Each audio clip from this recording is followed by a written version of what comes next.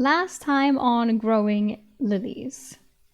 Lily and Star have a bonding session and host a barbecue for the wild dogs. Then it is basement spell time. They both enter the spell and puts the chaos balls in place. When it activates, it feels like an earthquake. The ground shifts and the house is starting to fall apart. Lily tries to create small spells with shock to protect them, but then the shock vanishes and so does she. She awakes in snow with her backpack next to her, but Star is nowhere to be seen. She fails to create a lasting fire and faints in the snow after she heard two voices. She passes out and has a dream where a woman is talking to her and rips her heart out. She wakes up from the nightmare and finds herself in a cabin. A woman with horns and tail steps through the doors to the house and says that she saved Lily from freezing to death and that it has been days since. Lily just wants to know if Star is okay, but the woman hasn't seen him. Lily faints again, classic, and we see that she obtained some type of class and skill. Then we get thrown back into the mansion where she says to Star that she failed, so maybe she doesn't remember anything. Then we head over to Gol, the goblin, who just like Lily finds himself alone in the world. He goes and explores the human town which the other goblins usually raids, gets drunk and falls asleep in a castle. The morning after, he hears voices. His voice. He sees himself and another figure, human. They talk about some type of time travel and Clone Gol tells him that he has to watch out for this woman, that she's dangerous and can't be trusted. Before Clone Gol can say the full name of the human, he dies by her hand. And it seems very logical that it is Lily that killed Clone Gol. Since he was like, her name is it's like, could be someone else though. Could be someone else. But right now our strongest lead is that Lily goes evil goblin murderer.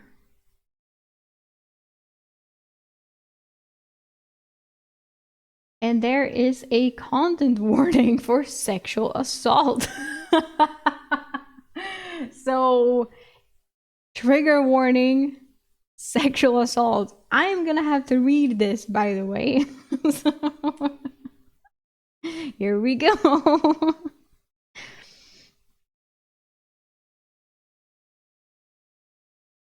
Chapter L0. Interlude. Lexa.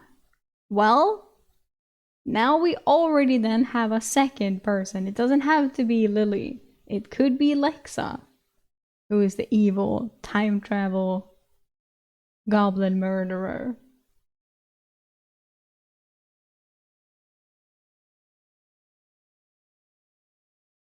So we start off with content warning, sexual assault. It's not often I write something this dark. Please take care of yourself and don't read anything that's going to harm you. If sexual assault as a subject can send you spiraling, I encourage you to skip this one or even message me for a summary if you want to know, but don't want to read it. But we're gonna read it. So if you don't want to, then skip ahead. Boring. The idols on stage were singing and doing a perfectly synchronized dance. So naive. Forgot to read the fine print. Shouldn't have signed. Now you're all mine, bitch. Love is a spell. I put my hex on you. Oh, this is the song. Your heart is mine. I'm here for my due. Nowhere to run. Isn't it fun? To pull and strain your rope and chain. Go on, struggle in vain. You're mine. The idol group, Coven, was live in front of a sold-out audience. A sea of fans stretched out in front of the stage, chanting the names of their favorite idol or simply cheering their hearts out. I'll never let that leash grow long. I'm tightening the line, plunge you into bubbling pot. You've never looked so fine. Your eyes so wide and startled, your lips a perfect O. My brew takes you over, the spell begins to glow. Should I read the fine print, now you'll never know the reason that I chose you or how deep my magic goes. Damn. A huge bubbling cauldron was the centerpiece of the stage, while the girls danced around it.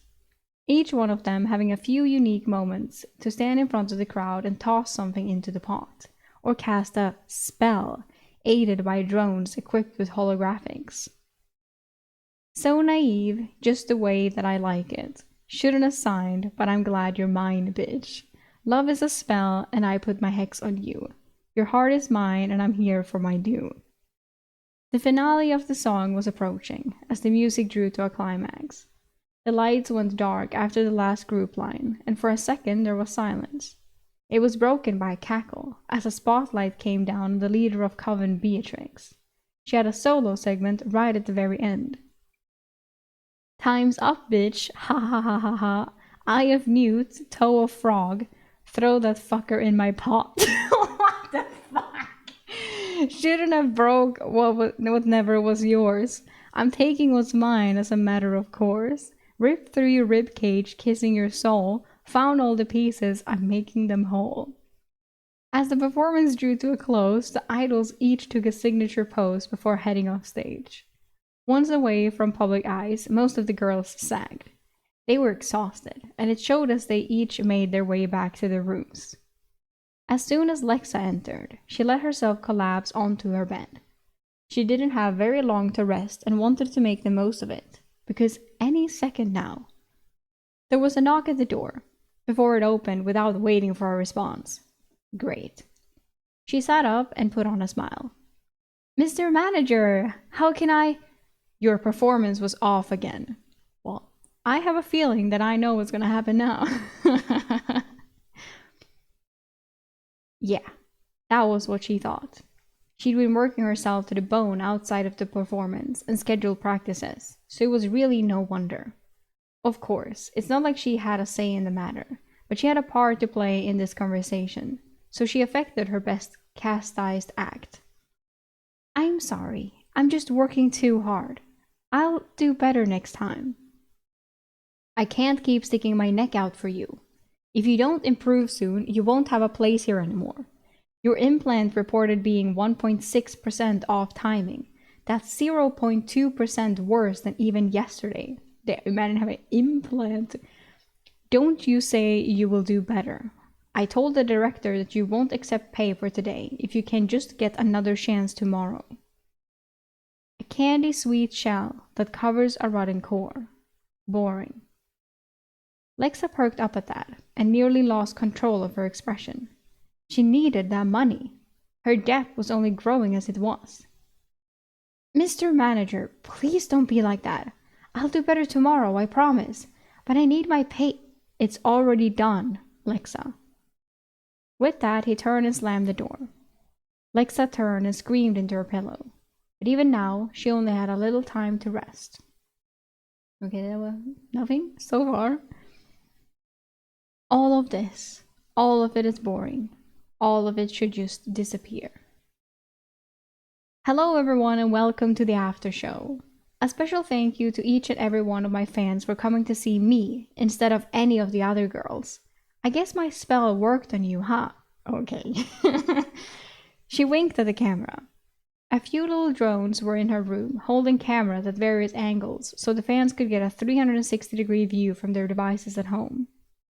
I'll be here live answering all of your burning questions and giving away some merchandise.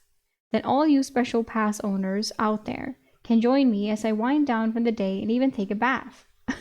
Censored, of course. Don't get your hopes up. All of the girls were doing the same in their rooms. Strictly speaking, it was optional. But they got to keep direct donations, so they were not optional. Most of the questions were simple. They were mostly questions about her personal tastes and interests. What was a perfect date for her? What did she like to do during her time off? Time off was what a joke. But she had carefully rehearsed answers to all of them. None of them were true, of course. She had even rehearsed her responses to the invasive or sexual questions, so she could pretend to be flustered or scandalized. None of it actually touched her. This, like the rest of her life, was a performance. On its own, that wasn't so bad. Lexa loved performing. She enjoyed being dramatic. She enjoyed becoming someone else. She loved the art of it.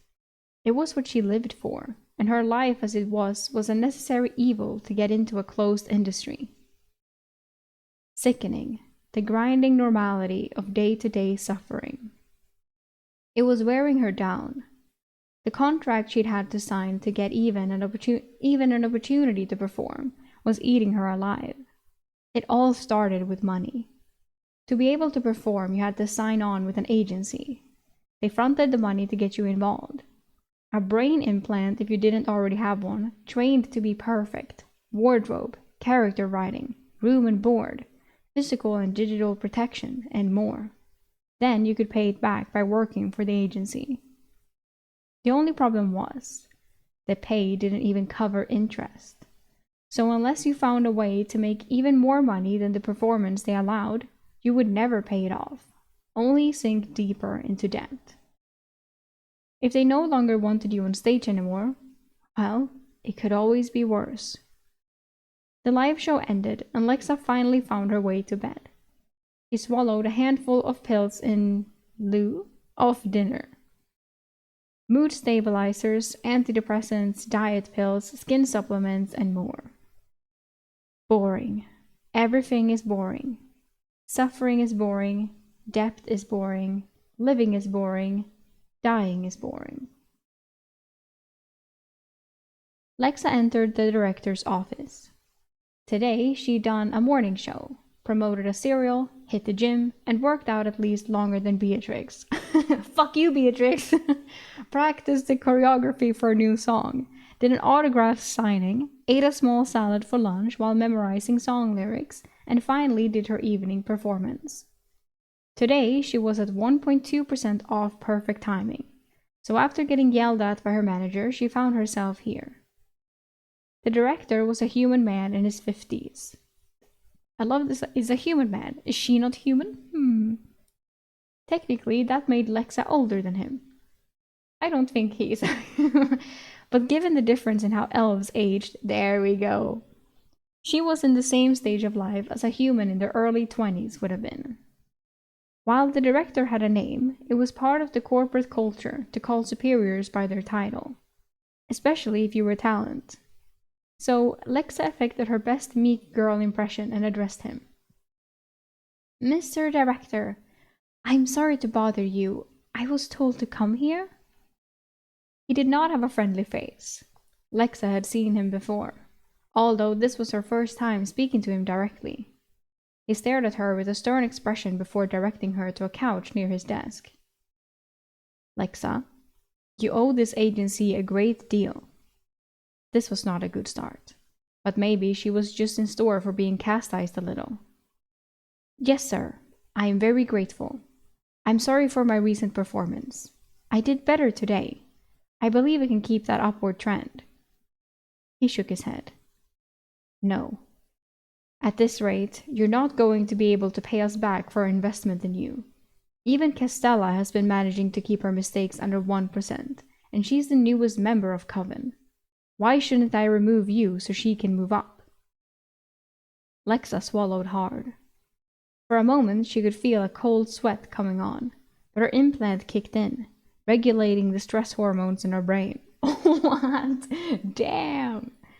It was a simple fail-safe so that idols wouldn't lose focus on stage, but now it was helpful in a different way, if you could call it that. Not really. Sir, I can do better. I'll train twice as hard. Tomorrow, I'll do better than Castella. Please give me another chance. The director let out an exaggerated sigh. He stood and came around his desk, walking closer until he was standing over Alexa and looking down on her. She really did not look like the look in his eyes. It was predatory. I'll let you stay. Really? Thank you, sir. I won't let you down. His hand touched her breast. Here we go. Lexa felt a hair on the back of her neck stand on end, and she looked down in shock. But every day, you're the lowest performing member of Coven. You'll come back to my office, and we'll find another way for you to pay me back. It was so boring. Well, that was mild. from what I was expecting. I mean, it's obviously not okay. I was like, I was expecting the worst, you know? And this. Lexa doubled over in the shower. The water was pouring down around her, although it wasn't helping all that much, despite being turned as hot as she could handle it.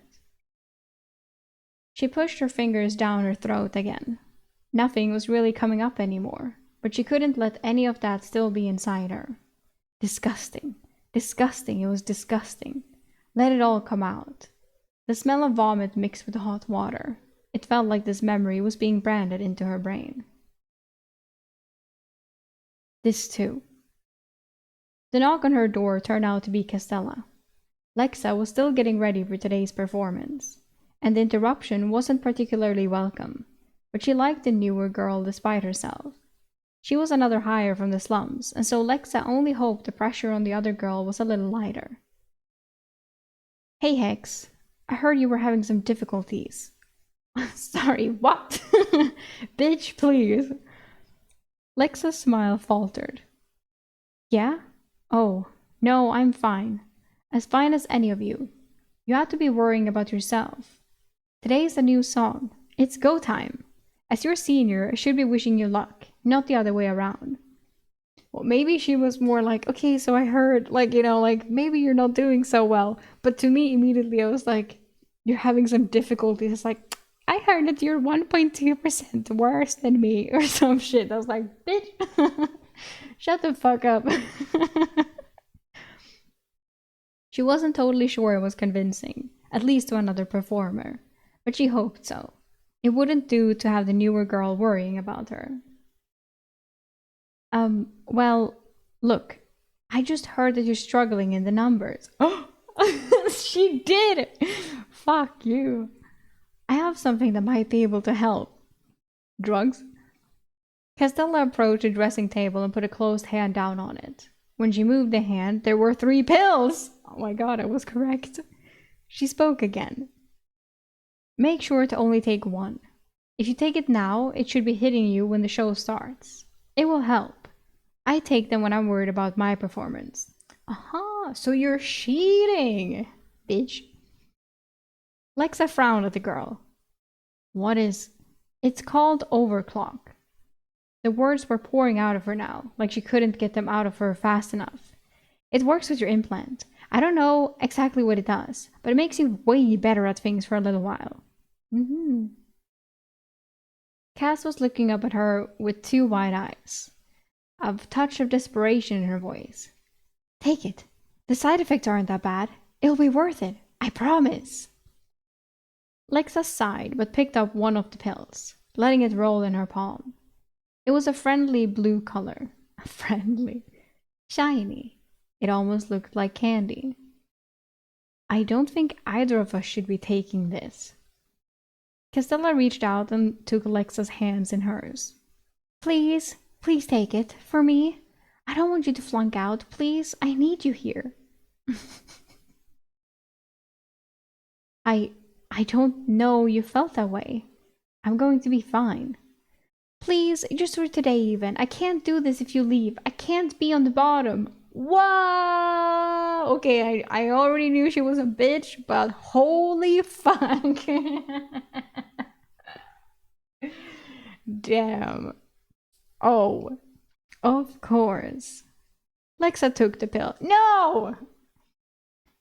And threw it up the moment Castella left. Yes! That's the spirit. Fuck her. It's also... Lexa opened the door to the director's office and saw the smile on his face. So disgusting. Lexa was getting shooed out for falling asleep during one of her live chat shows. Somehow she had gotten more donations than when she was awake. Oh. It should all just end. That night, Lexa had found that her dosages for some of her medications had been increased. Apparently, her implant had noticed recent changes in her brain chemistry, and the pills were meant to keep her balanced in the coming weeks. She took them. It didn't matter. She had to do the things she had to do either way, so she might as well.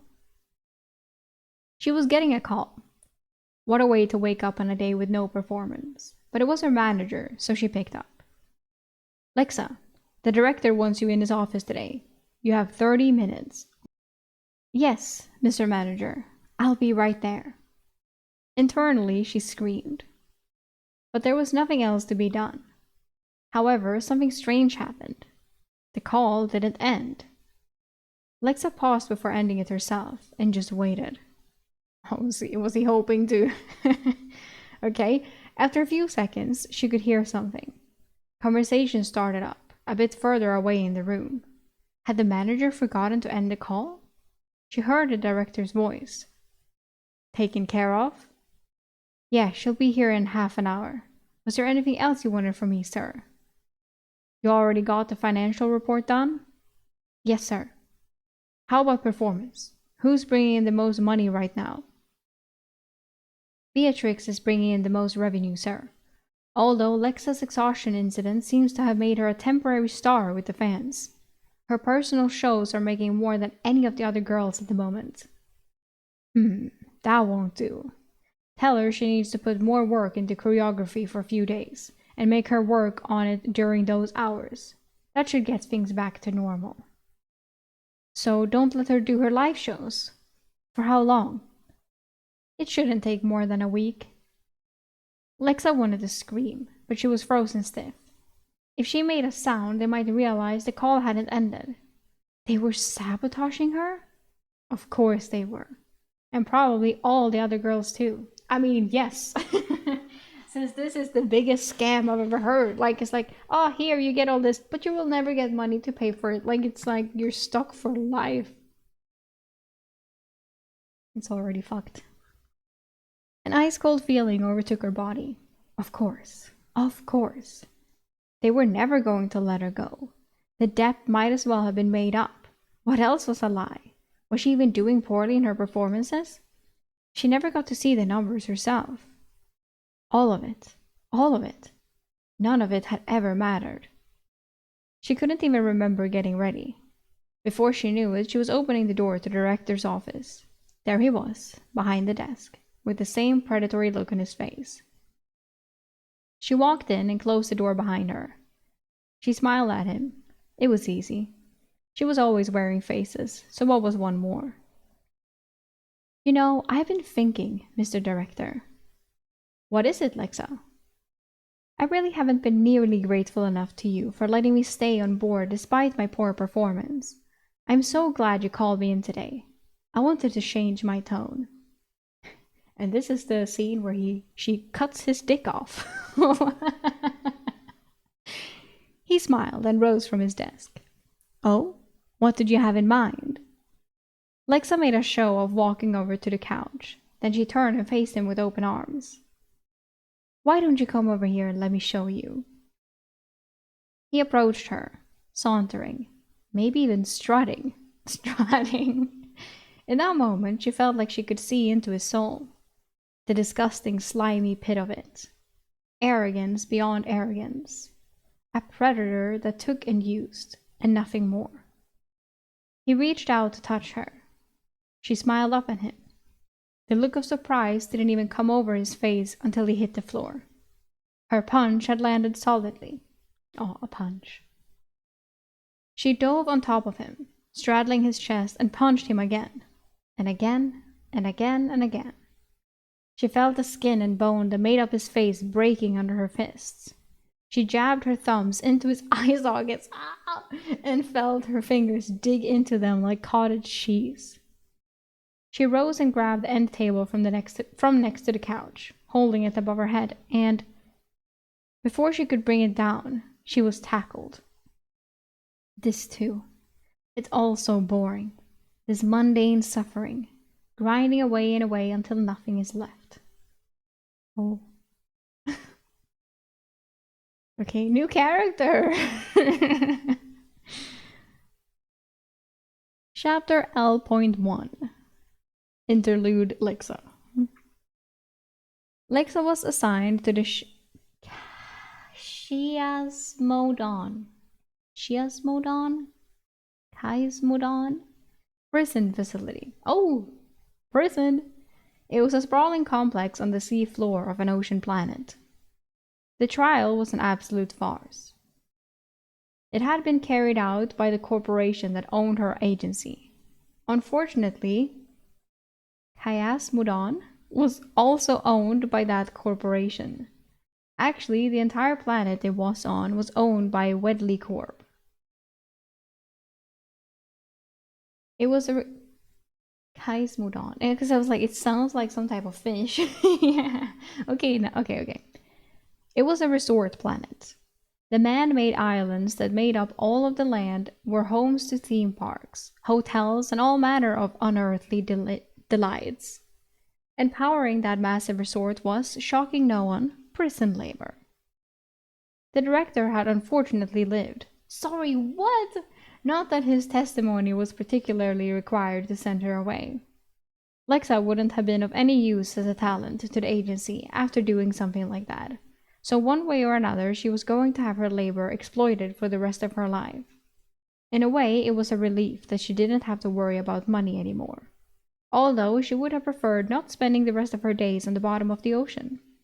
Even a window would have been nice. Not that any light likely made it down this far. She had a cell to herself. Ironically, being manufactured by Wedley, it had many of the same furnishings as her old room. It was far less colorful, but the bed was the same, the chairs were the same, the size was the same. It might have been the same room, apart from a lack of oversized plush toys, a television, and a lavish bathroom. Really, the biggest difference between this life and her old one was that the illusion of freedom was gone, but it didn't matter anymore. She had 3 days to herself before she was scheduled to a shift. Apparently, shifts for various jobs were assigned week to week, and she wasn't going to be added to the schedule until the next one came out. The one amenity she had access to surprised her. There was a simple communications device that could be used to speak to other prisoners. Of course, Lexa was sure it was monitored strictly, probably by one of several AIs meant to diagnose anything from suspicious behavior, speaking in code, or even mental health. But while in their rooms, any prisoner could call up any other prisoner. There was also a text section that she could be used one-on-one or publicly. Prison-run social media, sponsored by Wedley. I was gonna say, it's a fucking prison social media. Not that she had anyone to talk to. She browsed the public section for a while, though, to get a feel for the place. Truthfully, she was a little unsure. She wouldn't have to play a character down here, so she could be herself when interacting with other prisoners. But she'd been playing a character for so long, she wasn't totally sure what that meant anymore. She could probably just find a new persona that would be popular here, make some connections, and what? What goal could she possibly have? No. There was no use thinking like that anymore. A post caught her eye. Coven superstar Lexa, assigned to Kayas Modon. She opened it and saw prisoners talking about her. Great. LOL. Can't believe she attacked someone. That bitch is crazy. An elf? She's gonna be down here a long ass time. Think I could get an autograph? I was a big fan. Wedley pushed her too far. I heard she got way more popular after she killed that guy. He didn't die, stupid. Don't you listen? Wow. Dumb bitch couldn't even seal the deal. She stopped reading. Well, that was going to make things harder. But it didn't matter. As someone had commented, she was an elf. She was going to be here a long time. Her reputation would only last a few years. She spent 3 days in her room doing nothing. It was such an odd sensation, doing nothing. Her life had been so stuffed full to bursting that she had thought it was going to crush her before. For the first day or two, it felt like everything she had ever wanted. But a gnawing awareness eventually started to creep in. Doing nothing was just the opposite extreme.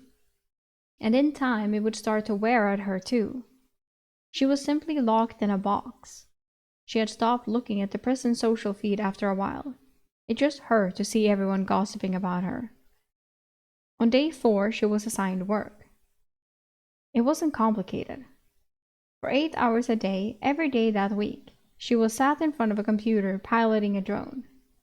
The drone was AI assisted, and it was pretty limited in what it could do.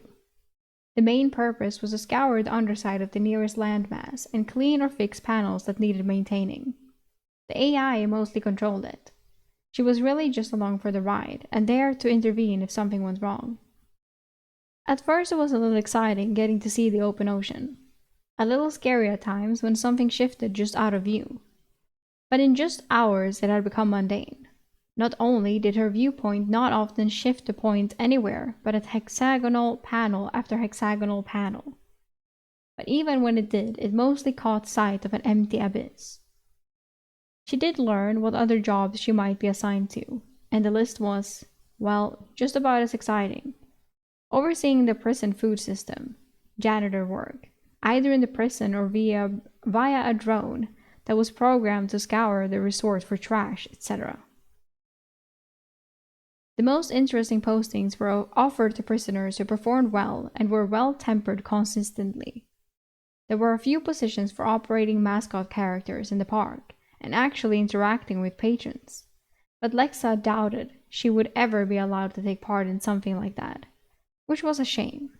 She thought she could do a good job pretending to be a character like that. It might even be fun. Wake up, work, sleep. Wake up, work, sleep. Wake up, work, sleep. Technically, it was possible to get access to some more entertainment or better food, but that required access to money. The prison complex had a commissary. However, performing normal prison duties did not give you anything to spend there. Relatives of prisoners could add money to a special card that would allow a prisoner to shop there. Mostly, there were just small things you could bring back to your room. It was also possible to trade with other prisoners, but Lexa glanced over to her comms device. No. She didn't want to talk to anyone. They were still saying rude things about her in threads occasionally, and the couple times she'd been assigned to a duty that required interacting with other prisoners, she'd kept it strictly to the assignment. She was done with that, with trying to be loved. And yet, it's so boring. Boring, boring, boring. A world like this shouldn't be. Near the start of her second month in the system, there was a knock at her door. She nearly leapt out of her skin. No one had ever come to her door before. Why would they knock? It's not like she could open it anyways.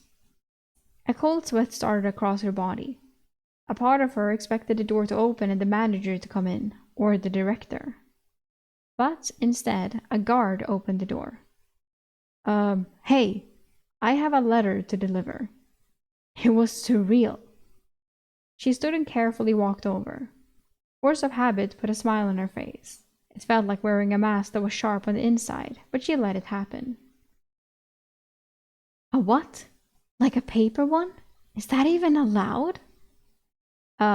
It's not normally allowed, but truth be told, He went silent for a minute before continuing. Like, did he write it himself? It's just, I'm a bit of a fan. And another fan wanted you to have this letter, so I said I'd hand it off. Honestly, if you could just not tell anyone I gave it to you, that would be just swell. Name's Rennie, by the way. Hell yeah, Rennie. Lexa took the letter. She'd never actually gotten a message physically delivered before in her life, aside from notes attached to physical items that were delivered. She put on her best witchy grin, although her heart wasn't in it at all. Thanks, Rennie. Wish I had something to give you in return, but my magic ain't gonna do much around here. She looked around her room meaningfully. Oh, don't worry about that, miss. Although I listen to your music with my daughter, who's a huge fan. If it wouldn't be too much trouble, could I get you to sign something for her? Lexa happily returned the favor, although signing something physically was also a bit weird. Normally, she didn't meet her fans in person, only over a sort of virtual presence. She generally never saw people face to face, for her own safety, courtesy of the Wedley Corporation. Just like that, it was over. Rennie left, and she had a letter. She opened it. I hope you're doing okay. I wanted you to know that your fans love you more than ever.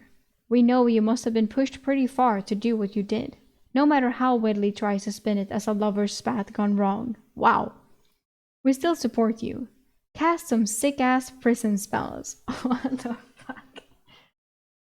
Included was a card?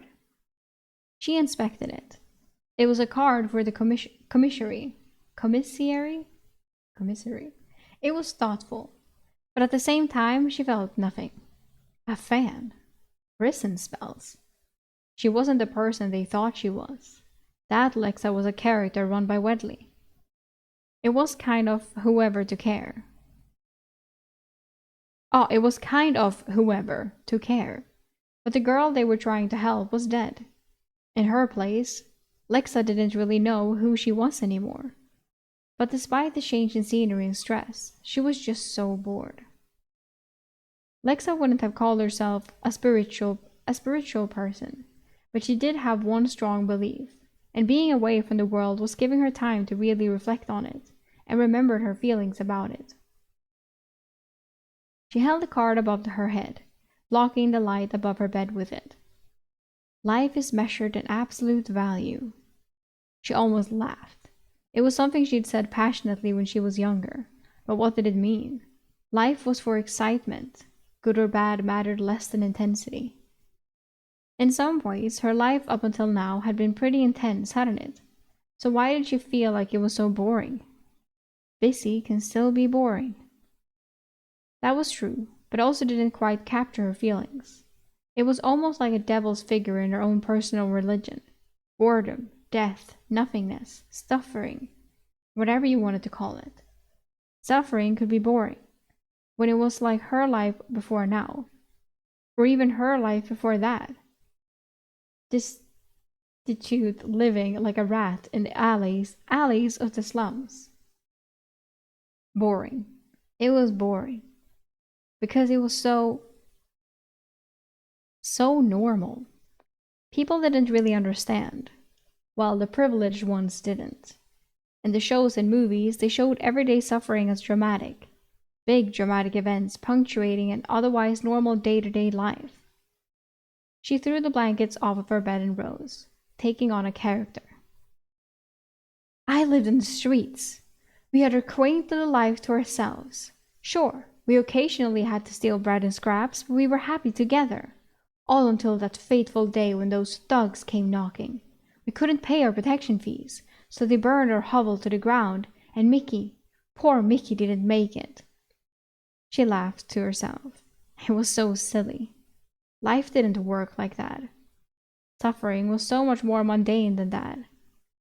If you were that poor, it all blurred together. It was just every day. Every single day. The stress didn't usually come in big events. It wasn't a movie. It was just a constant struggle to survive. She took on another character. My problem? Ain't what you're thinking. I grew up nice and normal, see? Oh, sure, I'm depressed as shit, but that's not 'cause some tragic backstory. I had parents that loved me, good grades, average income, set up for life in a low-pressure office job. But I got the itch, you know? The bottle calls to me. I lost everything, all 'cause of one drunken night. How stupid. Real life wasn't like that at all. Addiction wasn't like that. Depression wasn't like that. Poverty wasn't like that. All of these things just ground you down day after day. That's why it was boring. It was constant. It was death. It was boredom, pretending to be something more dramatic. She spoke again, still putting on a face but closer to the real her. And when did I feel alive? In the last few years, I can only remember one time. It's when I was smashing that man's face in. It's when I felt his skull breaking under my hands. It's when I felt my fingers going through his eyes. Did that make her a violent person? No, she didn't think so. She could be violent when it was needed. But that feeling of being alive, it had nothing to do with her violence. It's about life. It's about living. It's about breaking away from the suffering and doing something. shattering it to pieces, taking control for even a moment, having power, having agency, making a decision instead of being controlled by suffering, boredom, death. I want it. I want more of it. I want to live. It was bubbling up inside of her now. She wanted to live. She wanted to live. Life was measured in absolute value. Boredom was the enemy. Why did her very negative life, then, not feel like living before that moment? Because I wasn't living. I was just existing and being used. It was boring. But now what? Now. This rotten world wasn't going to let her live again. It should all just disappear. A ringing sound came from the floor near her door. Lexa stopped and looked at it. A small black box was on the floor, making a sound. Had Rennie left it?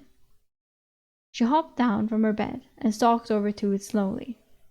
Whatever it was, it had a screen and was playing a slightly robotic jingle. She lifted it up. Alarm.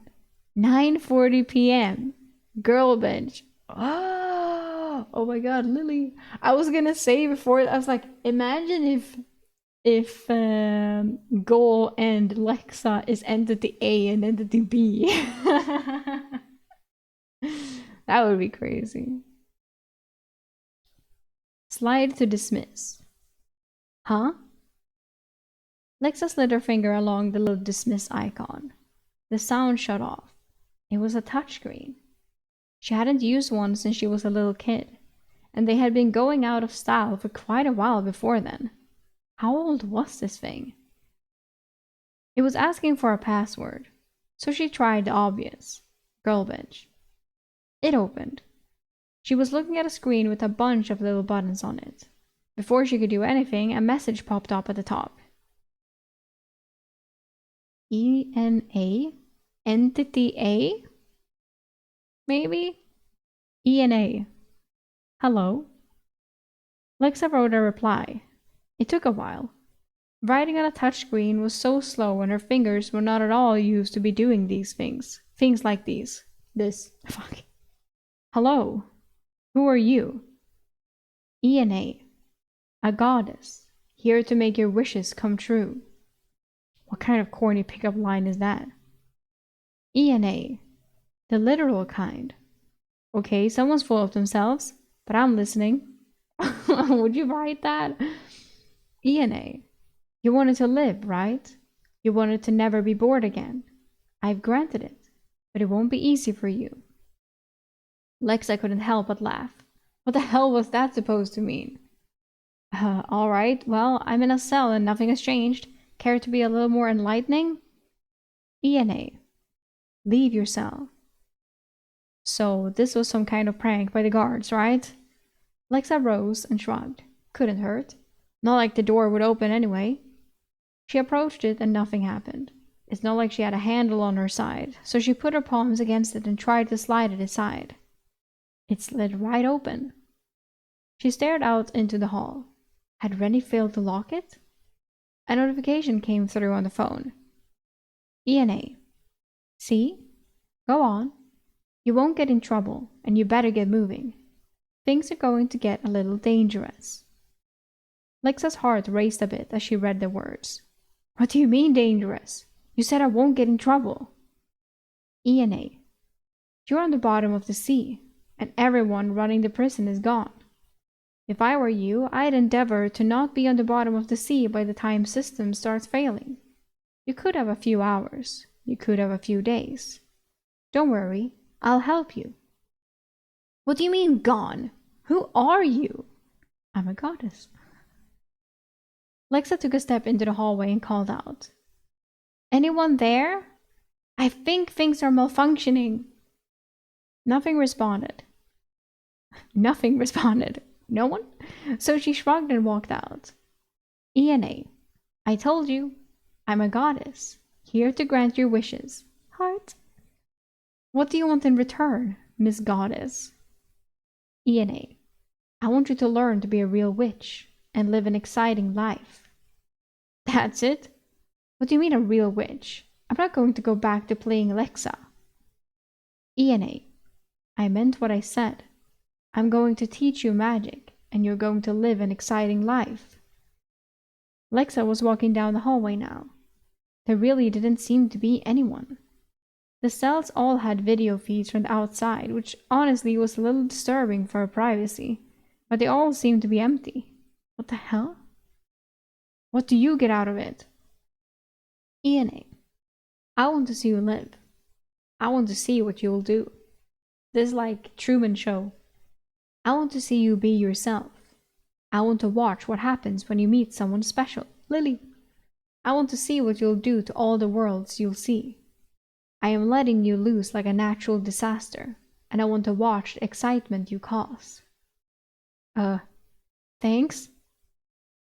Ian, you're welcome. Now get moving. It would be so boring if you died here. Lexa's heart was pounding out of her chest. Was she dreaming? She was in danger. She had no idea how she was going to get to the surface. She was pretty sure there weren't crafts capable of that for security reasons. If she couldn't get out, she would die here, of lack of air or food or just a system failure. And yet, she couldn't stop smiling. She felt alive. Author note. Few Alexa's segments were important to get out before we continue on with Lily, but I really struggled to write them. Why? But challenges are how you grow. Now that I'm done, I'm actually quite proud of how they came out. I like them. I hope you will enjoy them too. For now, the write-a-thon ends in 4 days and 7 hours as of time of writing this. I have a lot to write still. Wish me luck, y'all. It's cramming time. Cramming time. I will say I'm way more invested now than I've ever been. Because I was like... You've been surprised by the response to Lexa overall. In what way? The people like them? Either love her or hate her with no in between. Yeah, I can see that. I can definitely see that. Like this next chapter, you could technically skip if you want. It's 100% up to you. It's canon, but I will be moving it so far in the future. It will no longer be a part of Volume 2 at all. Consider it a Volume 3 sneak peek. That is when it comes to the published release. I will read it. It's there. This is how it was released after all. Oh, it's another okay. Another person. It's a sneak peek of a person then. Chapter R0. Interlude. The Prince. Prince Revan Cornet, or is it Raven? Prince Revan Cornet was excited. Excited may even not be strong enough of a word. His country, Dorm, was going to war against the neighboring Telemere. But more importantly, his father and elder brother were going to war. He wasn't concerned for the outcome. It was all but assured that Dorm's forces wouldn't come out on top. They had a stronger military by far, and even if other nations joined the fray, it shouldn't impact his plans at all. Like, I always feel a little bit bad that I'm like, Goal, Lexa, and now this prince who we just got introduced. I'm already like, I'm so much more invested in them than Lily. I was like, oh, look at these. It's like, they interest me way more than Lily. As for what those plans were, well, Revan was in for a busy war. He paced around his room impatiently. It was a nice room, though suited more to practicality than lavishness. Raven enjoyed the pleasures and delights of the world and his position, but he was at his heart very focused on his work. Those that knew him would have expected his room to be a hedonistic paradise for all he played the part in public. But that was a veil, and under it lay more or less what this room represented. Apart from his bed, the room was dedicated to his work above everything else. It was spacious, and the decor was of the finest quality. But at a glance, one might mistake the room for an office rather than a bedroom. The centerpiece was a large and luxurious desk, with a very comfortable chair placed at it. Behind that was a large map that covered a good portion of the wall, and covered the desk itself, There were stacks and stacks of papers. In another corner of the room was a small sofa in front of a small table similarly covered. Revan was quite a hard worker, despite stereotypes about princes. The reason was simple. Revan was a second prince. The unwanted one. Since childhood, he had excelled at every task set before him, so it was only natural for life to place such a challenge in front of him as well. While many in his position would be content to lace about and enjoy the high life without the presume of actually ruling, Revan was very much not. He was aware that he had been born with a platinum spoon in his mouth, but he would not be content until he had graduated to one cut of diamond instead. Compounding his desire to work upwards, his father and brother were war-minded fools. His father, King Cornet, had been born the only male child to a very competent king. Revan's grandfather had taken the country of Durham from a tiny blip on the map, struggling to stay relevant economically, to a thriving giant of a nation through a series of defensive wars that he had miraculously won despite all odds. Now, 2 generations later, Durham was flourishing as its people and economies grew to fill their taken land. Unfortunately, what his father had learned from his grandfather was that winning wars was the key to prosperity. How myopic his father's vision was. Durham had not won those wars because it had been a sleeping dragon until it had been attacked. No, it had won those wars because Revan's grandfather had been a genius. First in economic and political maneuvering, and later in military strategy. Now his father and brother were off to war, and Revan would have opportunities at home as a result. The first thing he had done was call for Lintel, his personal steward. When the man had arrived, Revan had sent him off to grab a number of items and documents. Now he was waiting impatiently, and pacing. After an eternal 5-minute wait, there came a soft knock at the door. Lintel entered and found a seat on the sofa. "My lord?" Revan cleared his throat. Lintel was an old friend as much as an attendant. As a result, he was the one and only person Revan intended to trust with his plans. He would need a faithful administrator to carry them out. "Lintel, my father left this morning." "Yes, my lord. I watched him leave the castle myself." Revan smiled. "I intend to make a number of moves in the next few days. I'll need you to do some things for me. For starters, we're going to create a wartime food initiative." "What does that entail?" "Dip into the treasury. We're going to subsidize feeding the city. Turn away no one.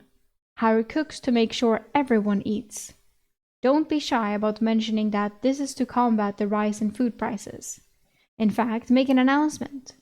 There is an artificial famine as food gets shipped out to aid the war effort.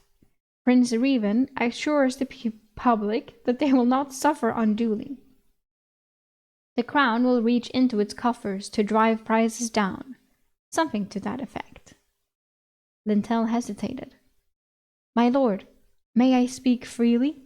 This feels so Game of Thrones." "I wouldn't have brought you here for any other reason." "Your father and the nobility will not like you doing this without permission. How are you going to handle them?" A grin spread across Revan's face.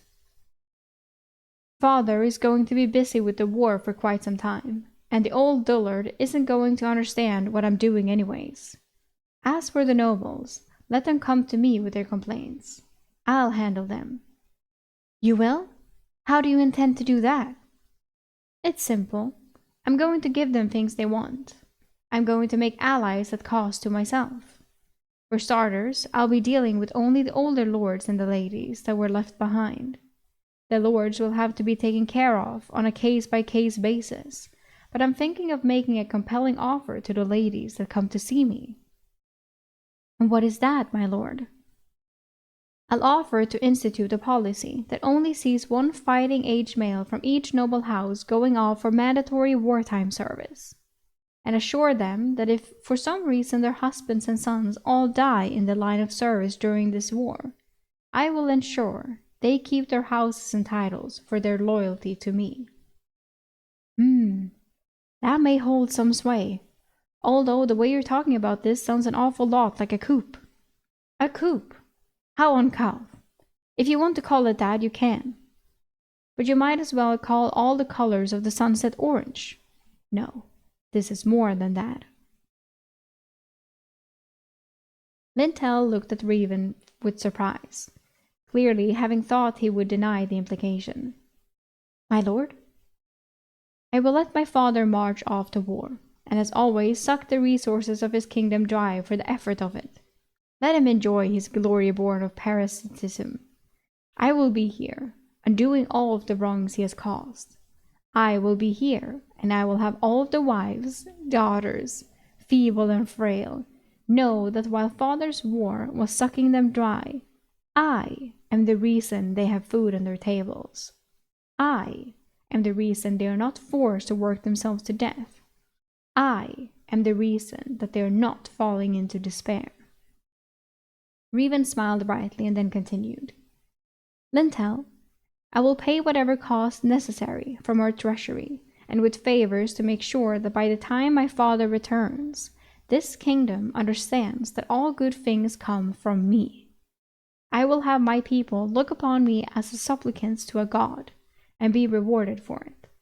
Husbands and sons will return to a city where every citizen knows my name and speaks it with hope and love in their hearts. Lords and lordlings will return to ladies who have already pledged themselves to me. This is a kingdom divided. My father believes he has taken the stronger portion to go out and have himself a fight. But on fighting men's backs alone the world does not move. I will claim the hearts and minds of those left behind.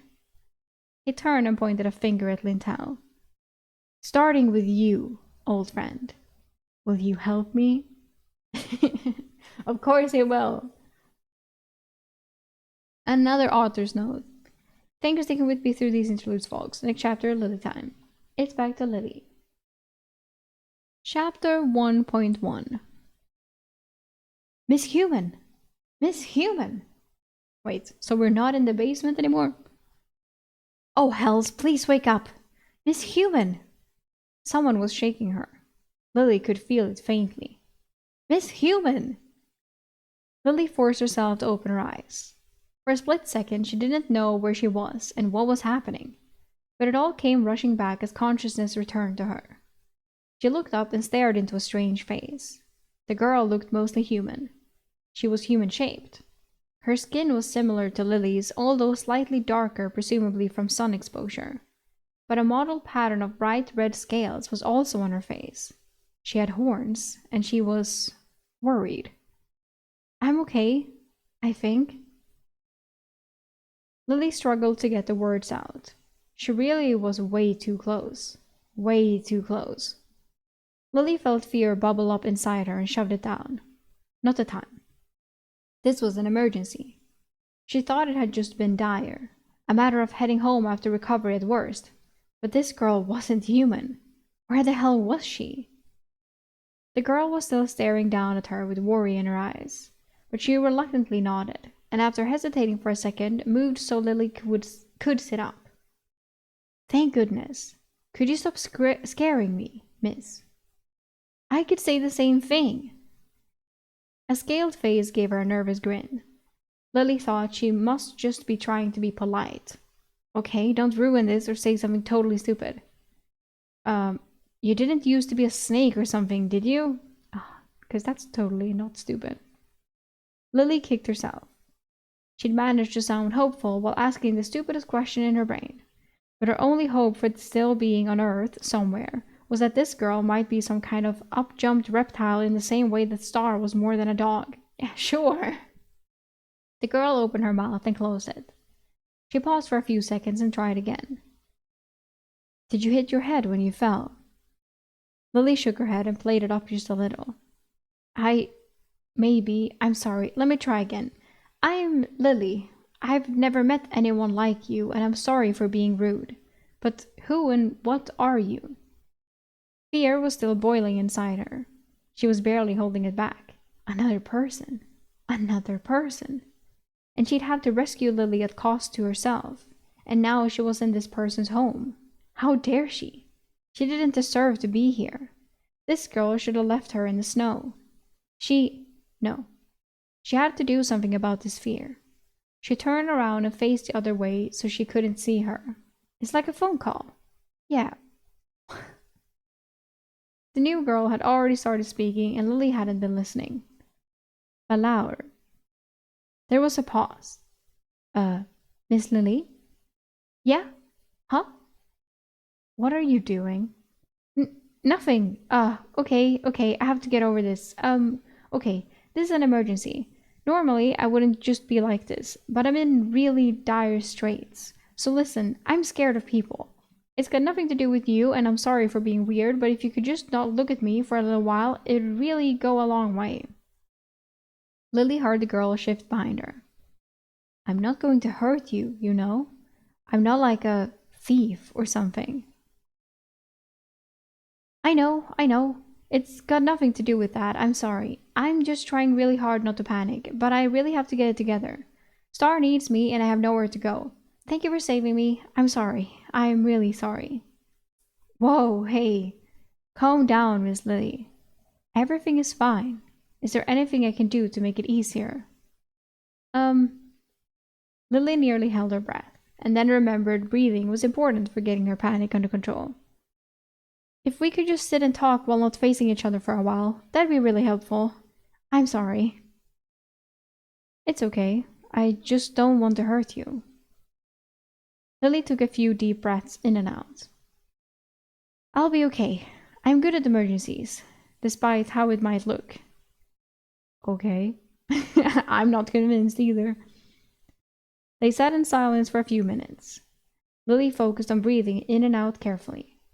She remembered her first day alone in Santa Del Mar, and how hard it was to get over her inclination to panic over every little thing. But she had grown since then. I don't know. Yeah, a bit. She just hadn't gotten resistant to this specific kind of fear yet.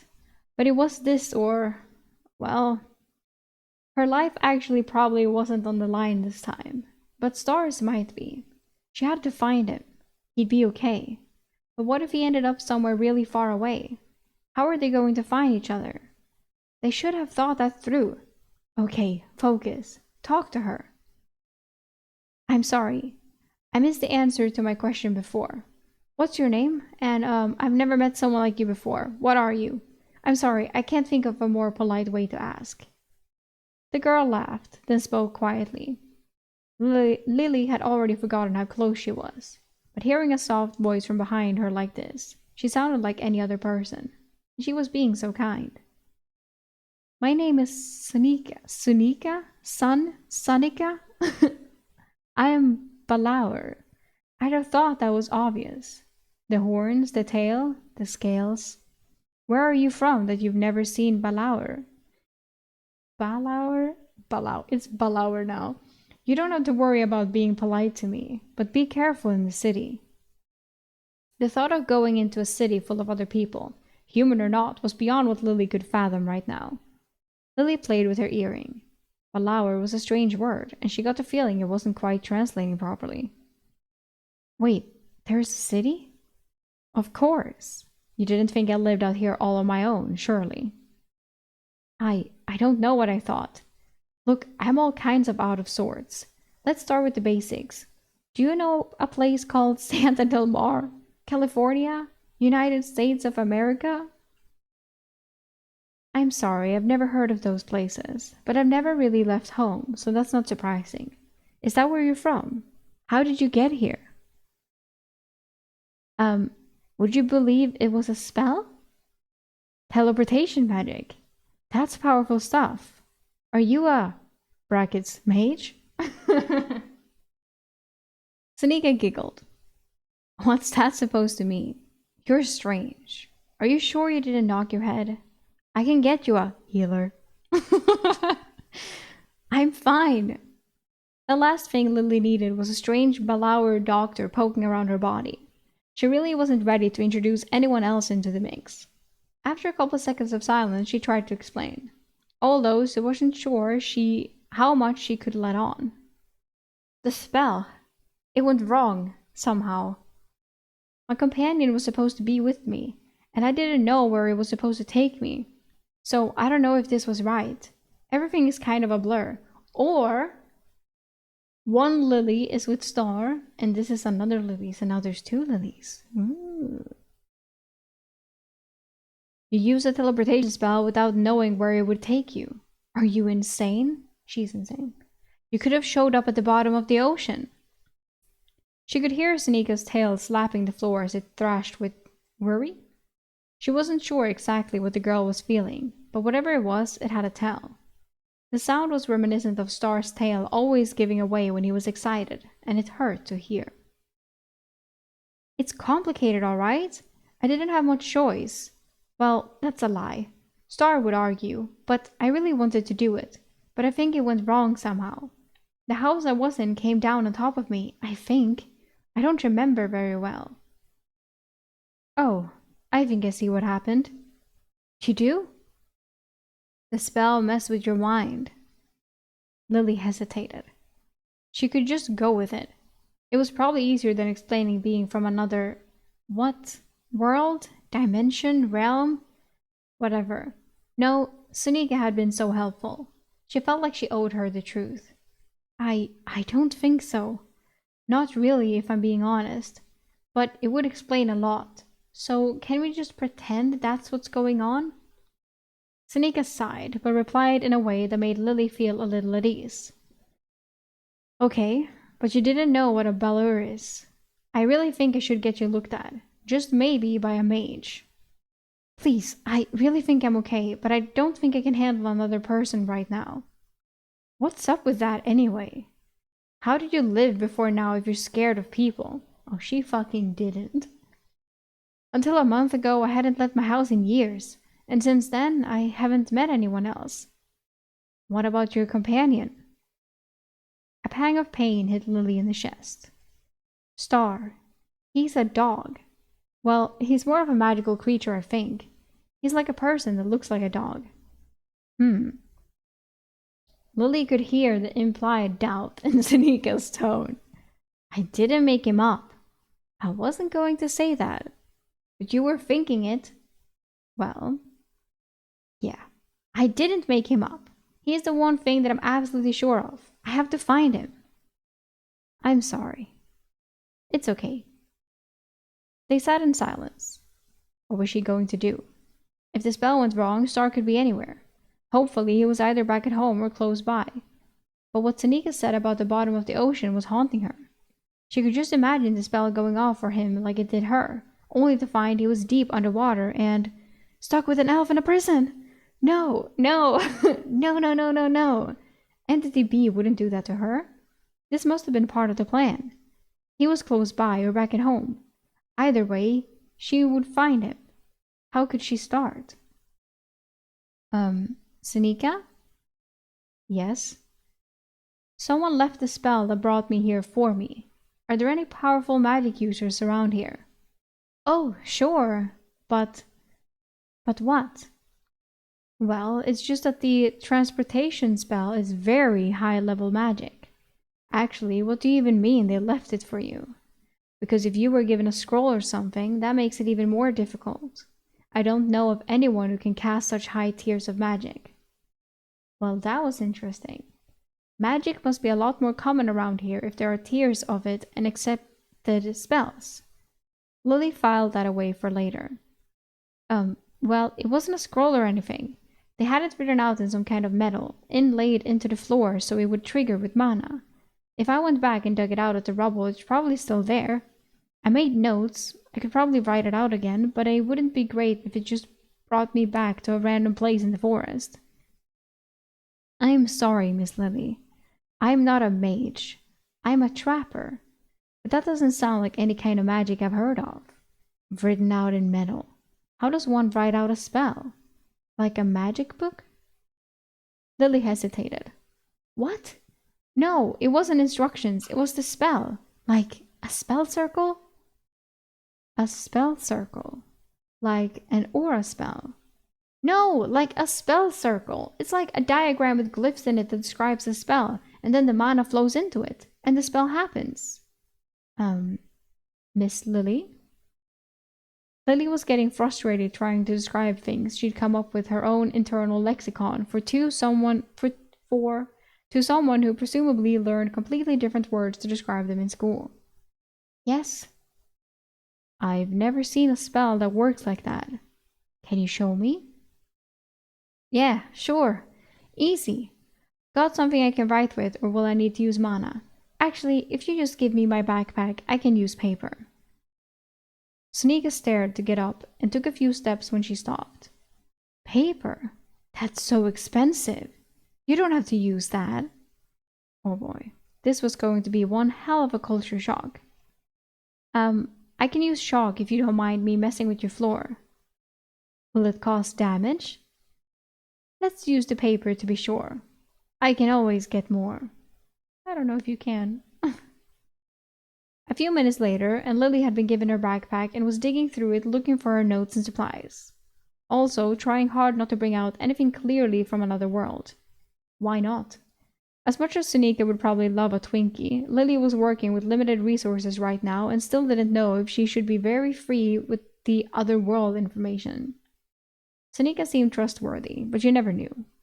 On the plus side, she was still full of anxiety, but she had talked with Sunika long enough to not be on the verge of a panic attack from just being in the same room with her. Once she finally got the notebook and a pen free of the backpack, she grabbed the other plus side. Once she finally got the notebook and a pen free of the backpack, she grabbed the other plus side. Bay had made it with her, tied to the top of her backpack. So she set him up next to her notes before she started writing. Sunika was looking at him with interest, with her tail flicking back and forth. Lily wasn't sure whether that was like a dog's tail wagging or a cat getting ready to pounce yet. Or neither. I like your thing. Him? Oh, he's a seal. His name's Bay. He's named after Michael Bay because... Wow. Never mind.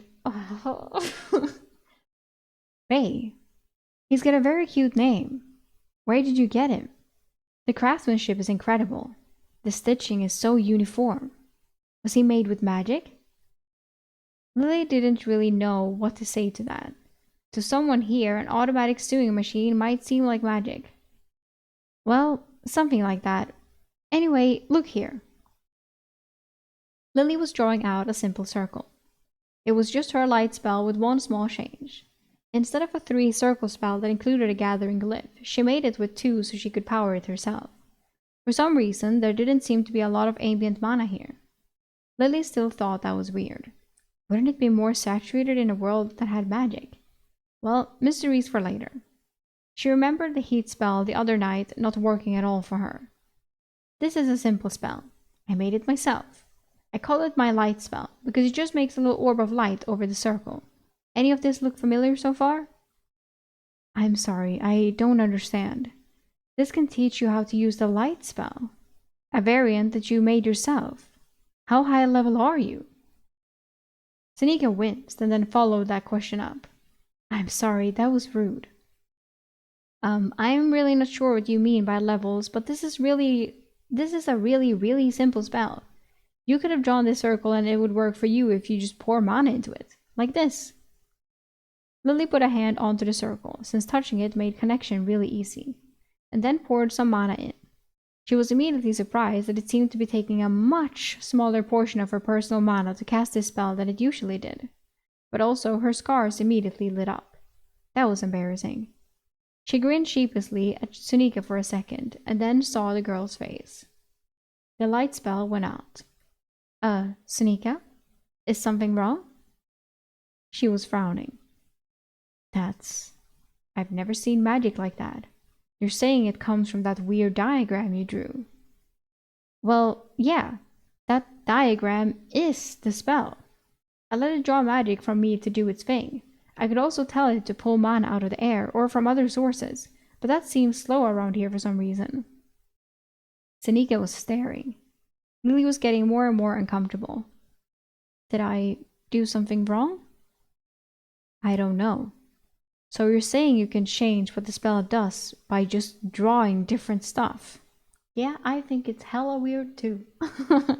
Yeah, I mean, you see these two nodes here? You can replace them with other glyphs. It's this whole modular system, see? If I erase that one and replace it with a glyph for fire, it'd create a ball of fire instead of just light. Or I could add one here and change this one, and now it will pull water out of the air and concentrate it into a ball, like the ball of light or fire, see? It's easy, simple magic. I'm sure whatever your people do is much more complex and powerful, but this is just what I do. Sunika shook her head. Simple. This isn't simple at all.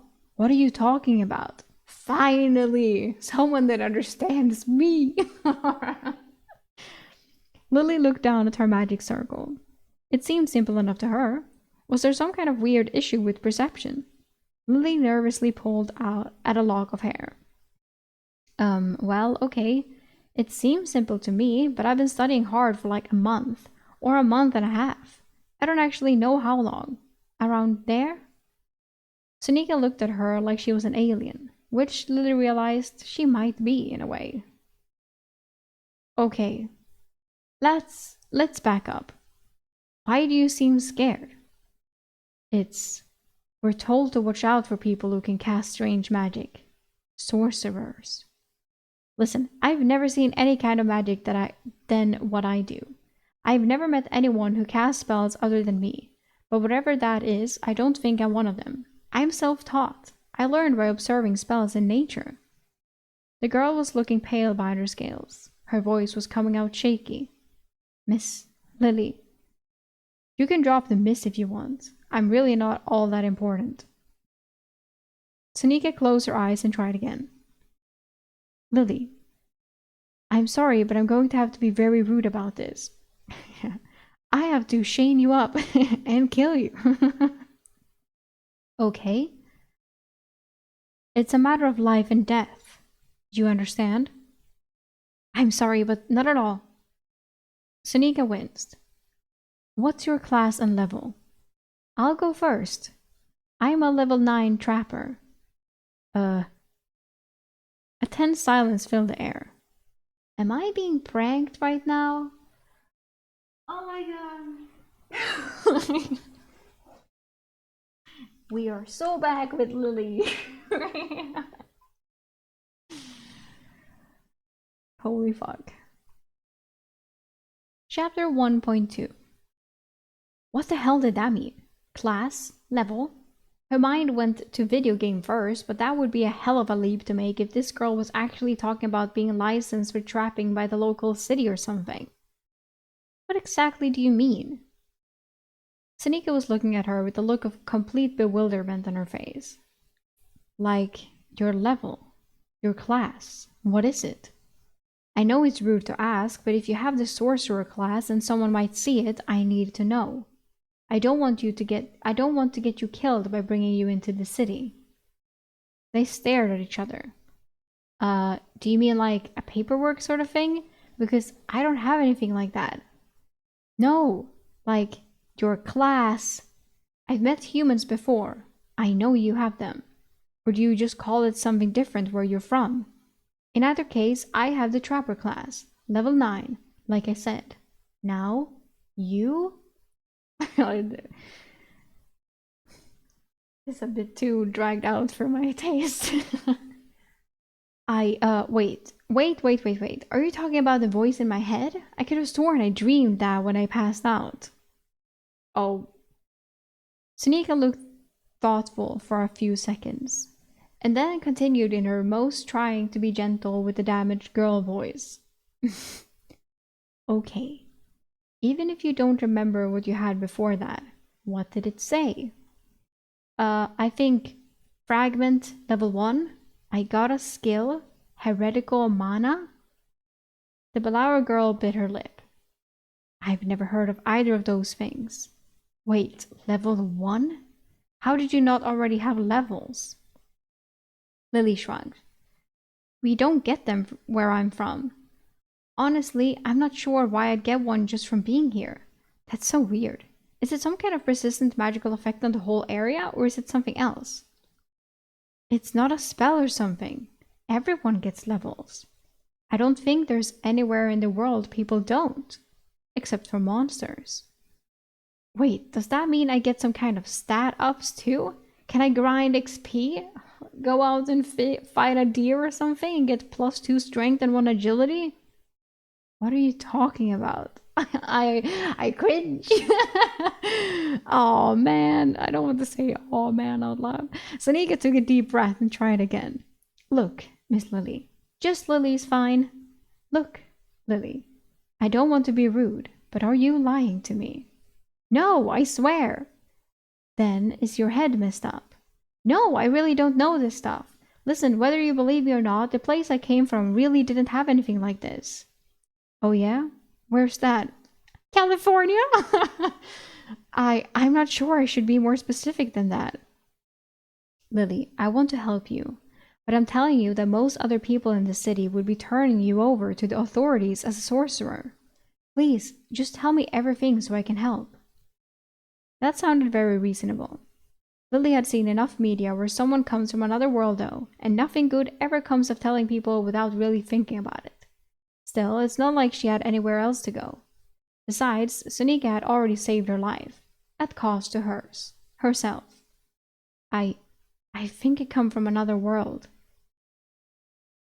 Silence took over for another couple 10 seconds. Then Sunika broke. She laughed. She laughed hard. She doubled over. Lily just stared and got mildly offended. Hey, I'm serious, you know. It's totally different where I come from. That's the best you could come up with? I'm sorry, I shouldn't laugh. I really, really shouldn't.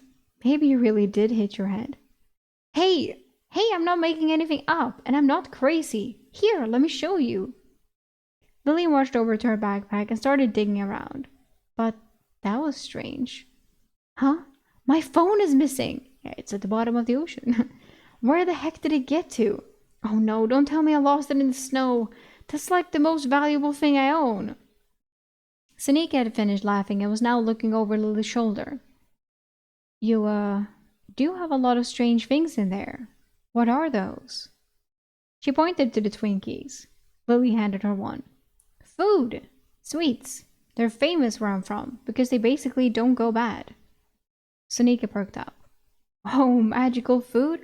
That's intense. How rich is this place you come from? No, not magic. Just, it's complicated, but it's not magic. Go ahead, eat one. It'll be the sweetest thing you've ever tasted or your money back. But I didn't. Oh. Sanika stared at the Twinkie with an expression Lily couldn't quite place. Her tail flicked around. Really? Are you sure? Isn't this rare? Assuming I believe you, of course. I have more of them. Plus, convincing you is worth a couple treats, because I'm telling the truth and I could really use your help. It was true. Now that Lily had gotten moving, she felt like her mind was coming alive.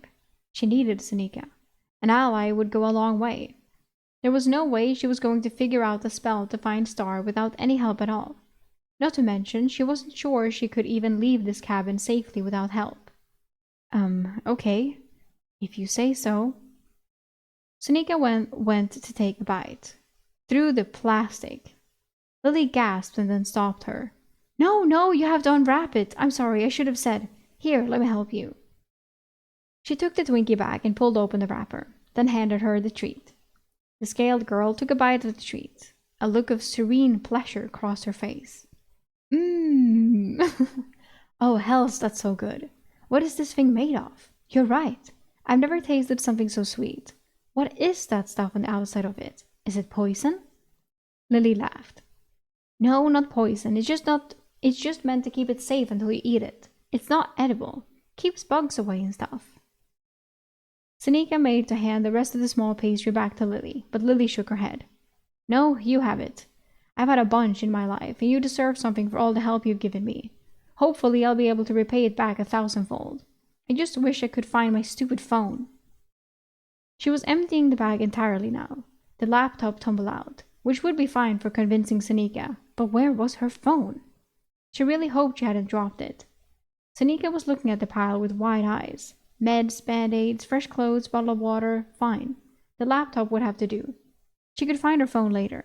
Maybe she could make a variant of her mana tracking spell. But how would she target the phone without having it first? Problems for later. Lily sat on the floor and popped the laptop open and nothing. Oh crap, it must be out of power. I think that spell drained the electricity from everything. Or maybe I did that so the house wouldn't burn down. Honestly, it's such a blur. I'm sorry I can't show you. Lily stopped. Senika was staring at her laptop with eyes nearly bulging out of her skull. What is that? Well, it's not even on right now, but it's a laptop, a kind of computer. It can do a lot of things. I've never seen something with such craftsmanship. That is like an artifact? She knelt down next to it and looked at it closely, being careful not to touch it. Lily couldn't help but laugh a little. She typed a little on the keyboard just to show off how it worked. It's really not something special. I mean, don't get me wrong, it's pretty cool. I wanted to show you a game or a movie or something, but I'll have to charge it first. I can probably do it with a spell if you give me enough time to fine-tune it. What? You're going to cast on it? Isn't that dangerous? What if it breaks? I've done it before, don't worry about it. Besides, if I can get home, I have a bunch of them. A bunch? Yeah, like 4 more and a number of other devices. So does this mean you believe me? Okay. Yes, I mean, sorta. You're either telling the truth or you're a very rich person, rich and powerful person, with a very scrambled mind. But I'm leaning towards the truth right now. Lily smiled. She was starting to feel it. That's frantic. Manic energy that had started to build when she was embroiled in something difficult. The fear of being around another person was starting to fade into the background. Oh, thank God. Okay, with that out of the way, I'm going to need to cast some spells. I'm starting to get some ideas. Fair warning, none of this is particularly safe, but I'll do everything I can to make sure that I'm the only one in danger. I'll probably need to cast quite a few before I get something working, but I have my notes from the teleportation spell still, so I have a lot of glyphs I can experiment with. The lack of paper is going to be an issue. I don't suppose there's like a big flat rock nearby I can use my shawl. Senika grabbed Lily by the shoulders and looked directly into her eyes. Are you okay? What? Yes, of course. I was just thinking about how I'm going to... No, you're acting very strange all of a sudden. Danger? Magical experiments that could be dangerous. And you're smiling, but not like before. What is happening? It's not... Lily looked down at her hands. They were shaking with nerves. Huh. Lily looked back up at Senika and tried to explain. It's been hard. And I usually just pushed through. Huh? What? It didn't sound so good when she put it like that. Lily tried to give Senika a reassuring smile and realized that she couldn't see the Balaur girl through her tears. When had she started crying? Drink. Senika hugged her tightly. Lily tried to protest for a second, but nothing intelligible came out. She gave up. The girl, basically a stranger, held Lily in her arms and Lily tried for quite some time. One day, everyone disappeared. After a long while, Senika had laid Lily out on her sofa and gotten some tea brewing. Lily had laid in silence for a long time, just trying to get herself together, but finally she spoke. Huh? One day, I woke up and everyone in the world had disappeared. Everyone but me. Even the stars all vanished. I was alone. The stars disappeared. How are those two things related? I don't know, but that's what happened. Everyone vanished and the stars did too. I scavenged and struggled. I've always been useless. Before it happened, I hadn't left my house in years. I was too afraid. Senika frowned. How did you live? Didn't you need food? Lily shook her head. We had ways of doing that without ever seeing another person. I'll explain sometime. So you lived in your home and never left. Wasn't it boring? Yeah, but I couldn't leave. It was like a prison. I used to think I was living in the stomach of a monster, that it fed on my fear, that the outside only existed to make me more afraid. so the monster could eat better. She expected Seneca to laugh, but the girl closed her eyes and nodded. A fearsome monster indeed. How did you know everyone had disappeared? Lily laughed. I got a message. I don't know from who. The same person who left me the spell, I think.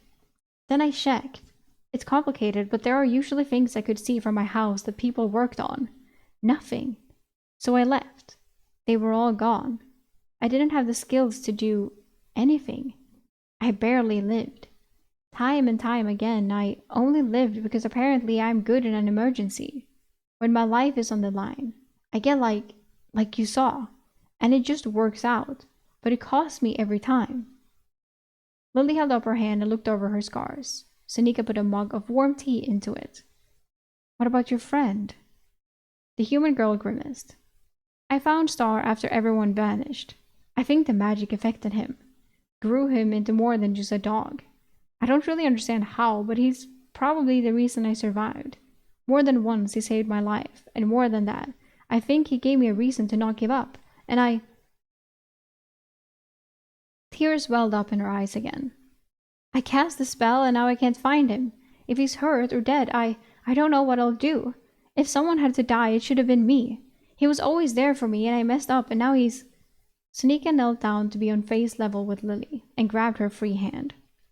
Don't assume the worst. There's no evidence for that. You were separated. Let's find him. Okay, but how? First, let's ask in the city. I thought the city was dangerous. Probably only the sorcerers, but I guess she's not, so I guess Seneca is like, okay, she isn't. She's just weird AF. Wait, okay, so now we're back to chapter... We're not 1 point anymore, now we're 0 points. So now it's just chapter 39. Okay, So now it's back to Star, the Star Lily? Because I was like, maybe there's 2 Lilies now or some shit. It's weird. Okay. Chapter 39. That night, Lily slept on the boat. It was all she could do after the spell to find her way up and out of the pit she'd made. Why was it always a pit? Her and Star practically limped their way onto the little boat and collapsed. They spent the rest of the night watching cooking shows, without so much as saying a lot to one another. There was nothing to say. Lily had failed, but they were still here, still alive. They had each other. That's all that mattered. They were hurt, but neither of them was harmed seriously. If anything, they were lucky for that. By the time they were laying down to sleep, Lily was feeling a little more human again, although in the morning she would have a lot to sort out. As they lay together in bed, Lily thought out loud. I just don't know what I did wrong. I keep going over and over it in my mind, but I can't see where I failed. Star leaned more of his weight against her. It was comforting. She hugged him a little tighter. Maybe you didn't do anything wrong. Maybe the spell was to blame. What do you mean? Maybe the spell was wrong, not you. Is that possible? Star yawned and stretched. Lily always liked watching that from this angle, hugging him from behind. His dog toes looked so silly all splayed out like that. Not that she'd ever say so. He was a dignified boy and might be affronted. Why not? Well, I just thought Entity B doesn't make mistakes like that. I guess I've been thinking of them as something more than a person, you know? It might not have been a mistake. Why would they give me a broken spell on purpose? I don't know. Why did they do anything? I guess. I don't know. Maybe they wanted to destroy your house. Maybe they wanted you to complete it. Maybe it did something, but we don't understand. You're too quick to blame yourself, Lady Flamewalker. I am not. You are. Now Lily was being a little petulant, but it was playful and Star knew it. His tail started wagging. The sound of it thumping against whatever was nearby was always a comforting sound for her. Lily laid there, hugging him until she was on the edge of sleep. She thought he had already passed out. His body was so dead weight in her arms, and his breathing had slowed. Thanks for not being mad about our home, and always being there for me. She closed her eyes and nuzzled into his neck a little. We are partners. I exist for it. She startled, then smiled and let herself drift off. In the morning, after a quick and unsatisfying canned meal breakfast, Lily and Star found their way back to the ruins of their home. It looked just as bad as she remembered. She wished she could figure out that repair spell. Then she could just set it up and wait. Maybe she could find a way to move it over here. Would it even repair the parts of the house that had been eaten in the spell? So many questions. She was loath to do any magical experiments, though. Before the basement, she had told herself she was going to be safer about this from now on, and she meant it. There was a more pressing issue, though, repairing the damage aside. There's a lot of really valuable stuff in this hole. The solar panels, the Chaos Emeralds, and I think I lost my phone down there. I can't find the damn thing. Star was sniffing around the edges, but he perked up at the sound of Lily's voice. Can you float the big pieces out, and then we can climb in? Not easily. It's dangerous work when you don't know where they'll land. I could use the same general spell formation I used for your ball, but I'll have to power it in bursts to move it at all because of how heavy the big pieces are likely to be. I can probably move them, but it's going to be tiring as hell and probably take a few attempts each. Star's tail wagged when she mentioned his ball. She loved those small parts of him that were still very much dog. It was totally at odds with how he was to talk to, and the contrast was very charming. We are not doing anything else today, are we, Master?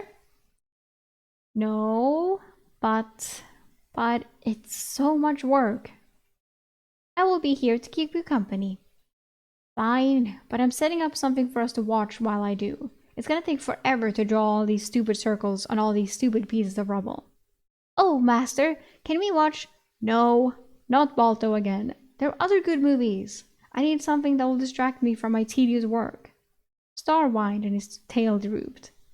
Yes, Master. What then? How about this? I'll let you pick the genre and I'll pick the movie. Then we'll switch. What is genre? Lily facepalmed. She always forgot that things with no real connection in Star's mind often didn't translate. Once he understood a concept, he could get it though. It's like, so Balto is like action and adventure. There's other films that are more focused on one of those two things. That one is kind of a mix of the two. Comedies are funny. The cooking shows are usually reality. They're like categories that help you find things that are like other things, see? So let me make it simple. Do you want to watch something with action or something funny or something calm? Star thought for a moment. Action. I want action. Lily grinned. She had the dumbest idea for this one. Half an hour of setting up a laptop and bringing in the TV from aboard her ship outside later, Lily had a movie up and running.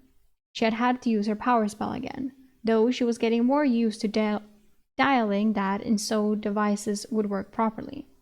She had just copied what she had done at the movie theater again. Although she really needed to sit down and figure out the standard for household power cables. As it is, it was just surreal to see the power cords laid out on the grass and somehow still getting electricity. She had cautioned Star not to touch them, although she wasn't actually sure what would happen. Better not to find out. Better not find out. Now Star was sitting in front of the TV, watching John Wick. Oh, I watched John Wick for the first time last Christmas. Lily had warned him about the dog in the beginning of the movie. All right. Oh my god, that's so mean. But she thought he would like it. What? And she was curious whether he would like something so action-focused rather than the adventure with Balto. Imagine Star cries. She had forgotten just how violent the movie was, but that was probably fine. Probably. In the meantime, Lily was drawing spell circles. It was just the same multi-circle formation she had used on Star's ball, but she couldn't safely climb down into the pit to do it. Instead, she was standing in her charging spell and drawing them out with her own mana. It was tiring, but the more she did stuff like this, the easier it got. It was kinda cool. She felt like she was grinding mana increases in a video game, just with physical extortion. How come exercise never felt good like this in the past? Magic makes everything cooler, I guess. Plus, while it definitely did tire out her physical body to cast spells, it also definitely felt like mental extortion, which had always been more of her thing. She wondered to herself if having a high sugar intake would be good for mages because your brain used so much of the stuff. In either case, casting spells felt kind of refreshing today. It was just the same safe spell over and over, and she felt like she was doing something good. She wanted to dig out the Chaos Emeralds because they were very useful tools, but she also had left her backpack down there, so Bay was still in the hole too. She hoped he wasn't too banged up, but if he was, she would take him to the old apartment and try the repair spell. She still couldn't figure out what was up with that thing. If it wasn't a glyph, what was it? She was sure she'd encountered something else like it if she just looked long enough, and she could study that. At least she hoped so. A huge chunk of roofing floated out of the pit, and she activated the circle on the side to send it hurtling to the side. She was good enough with her ball trick to choose the direction well enough, but she had no real way of stopping it. She grimaced as it hit a tree and knocked it down. The tree! An ear-splitting crack echoed through the neighborhood as the tree fell. Oh damn! Star turned and gave her a stare that clearly said, "Can't you keep it down? The movie is going." Whoops. A few hours later, with some pauses to rest and talk about the movie and in what order, the movie was over. The biggest pieces had been removed. Lily could see a few of the Chaos Emeralds, and thankfully the end of her backpack sticking out from a piece of rubble. She suspected Bay was a bit squashed, but otherwise fine from the angle. "Did you like the movie?" I was worried because of the beginning. "Yes, it was good. He was an amazing fighter." "Oh, he's the best." Ha, I'm glad. Well, don't worry. If anything ever happened to you, I'd go all John Wick on the world too. "Master?" Yeah?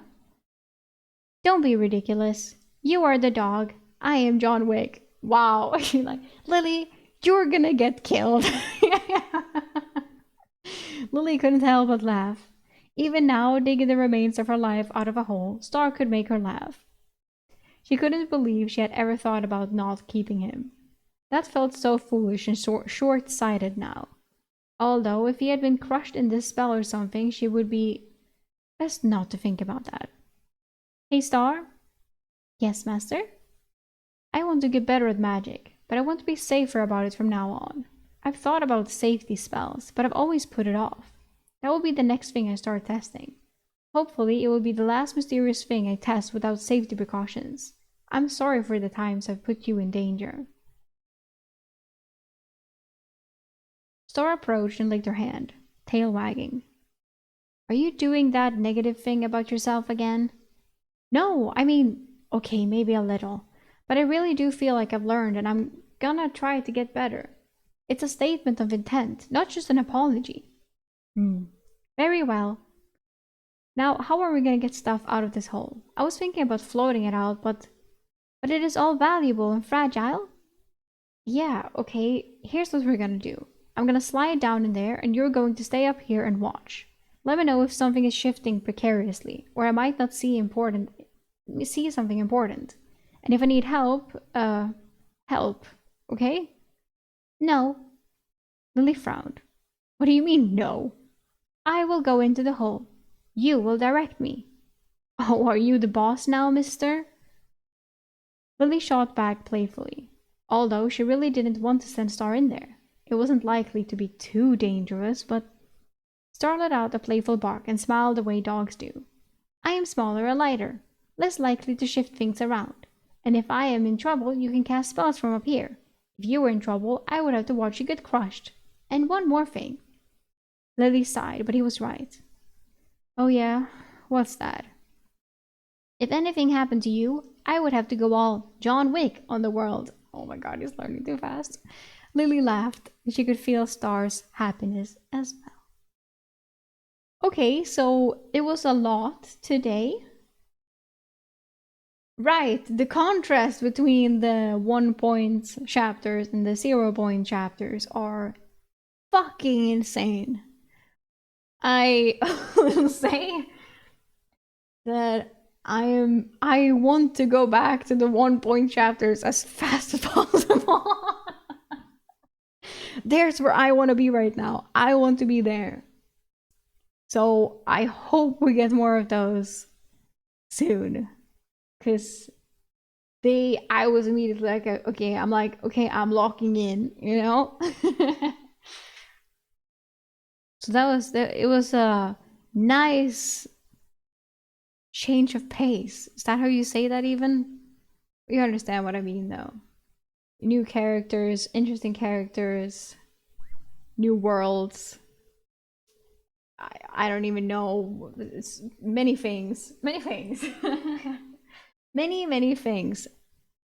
I'm a little embarrassed about the 1 point chapters. My first attempt at writing Sneak and Little together is painful to look back on, but I'm really enjoying this. Looking forward to digging into it more. We all have different tastes. It's whatever. Don't take shit I say to heart. It's just it's just fun anyway. It's not life or death. But I am very interested to see how this story is gonna continue and what we have in front of us. Apparently, a lot of stuff. So hopefully, we'll get more glimpses of that next time.